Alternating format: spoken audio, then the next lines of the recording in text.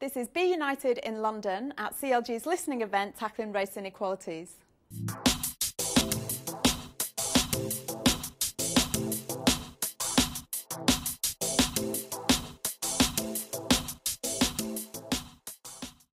I'm joined now by Rob Neil, Head of Engagement Networks at the Ministry of Justice.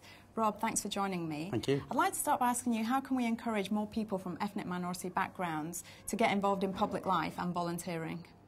Well, I think the first thing, one of the first priorities for me might be about celebrating those that are already there.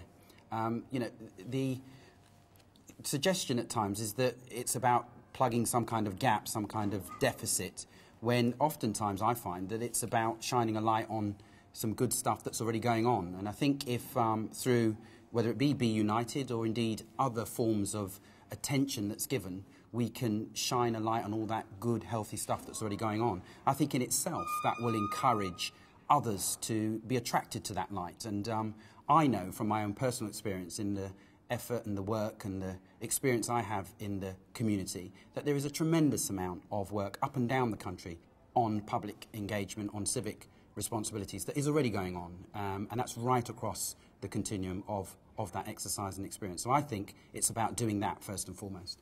We've been travelling around the country with CLG, all the major cities, and a couple of the grievances we've had from the people we've spoken to was, one, a lack of opportunity and a lack of recognition of the potential within the ethnic minority groups. How can we address that?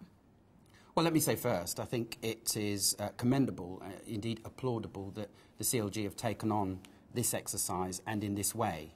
I think it is, for government, an innovative approach, and I think that should be recognised.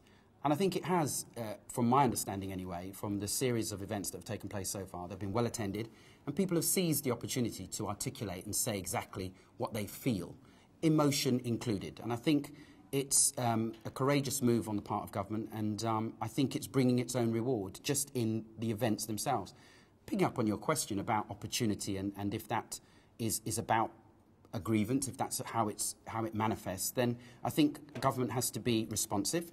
And I think what we need to do, and as a civil servant myself I say this, is respond honestly and with integrity and with real assurance, and actually follow through in responding to those voices that we hear. Let's not forget, up until this moment, implicit in this innovative approach is the fact that many a time underrepresented groups are not heard.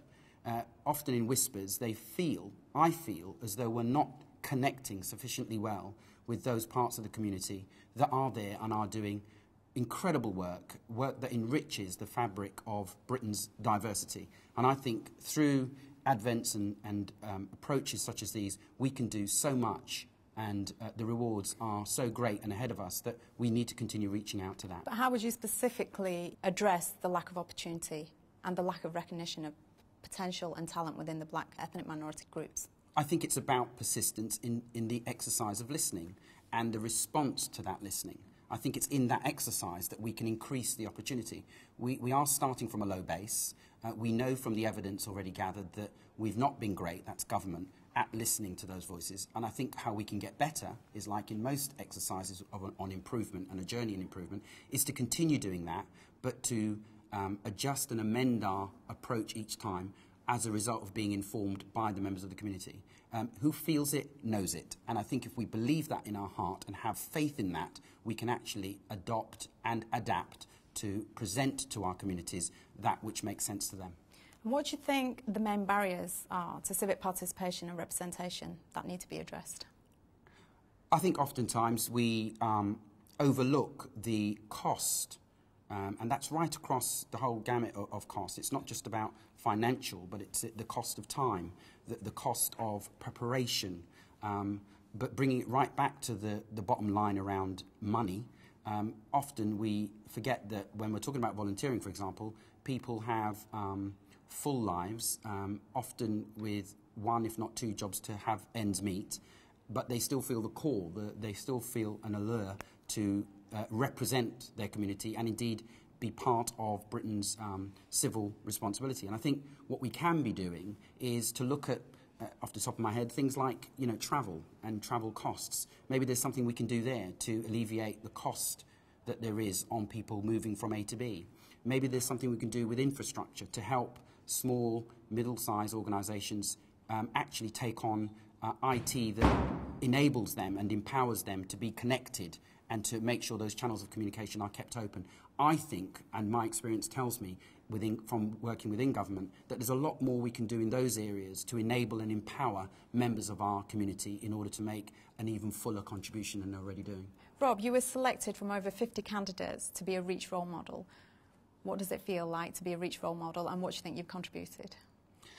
It feels like an honour. It feels like a blessing. Over 200 people applied. There was a presentation and interview process, and by, well, in my words, the grace of God, I was selected. It's exciting. Yet again, another innovative practice out of CLG. Seems to be the home of innovative practice these days, but I'm so happy to be a part of it. It's a passion of mine. It's something that I pour all of my effort into. How do you feel you made a difference? You know, I'm almost bound to say, Samina, that's a question best answered by others. I simply pour my heart into it. I share a piece of me with those I meet, and most importantly, it's about getting alongside young people.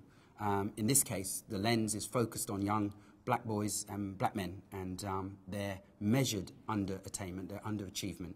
But without any form of blame, it is about reminding our young people that even in the darkest of times, they have a choice, and that the moral compass that resides within them is something that they can reach for once again and make a real difference in the world. And what's been the most challenging part to being a REACH role model? I have to say it's the time. It's a labour of love, and so, you know, until God gives us a 28-hour day, I'm finding that just managing the time and being in as many places as God would have me, as the young people demand of my time, and I have great pleasure in being with them, it's really about managing that form of process and actually being where I've got to be in order to give of my best. How can we encourage more people from ethnic minority backgrounds to get involved in public life and volunteering? I'm a great believer in celebrating that which is going on already. I think in something like this there is a tendency to assume that there is a gap to be filled, there is a form of deficit. My experience is that there is a lot of great work going on, a lot of engagement, a lot of civil and civic representation going on as we speak. And I think if we can bring illumination to that, shine a light on that, celebrate that, in itself, that will attract people to that. What's going on over there? What did they do? How did they do that? And whatever that is, there's a whole range of duties and responsibilities, from sitting as a member of a jury right through to a school governor, all forms of engagement that are taking place. And I certainly know a number of black people who are involved in that, and I think if we can celebrate their existence, celebrate their achievements and their contribution, that in itself will attract. Rob Neil, thanks for joining us. Thanks for speaking with me. Thank you. Have your say by registering online at www.b-united.org.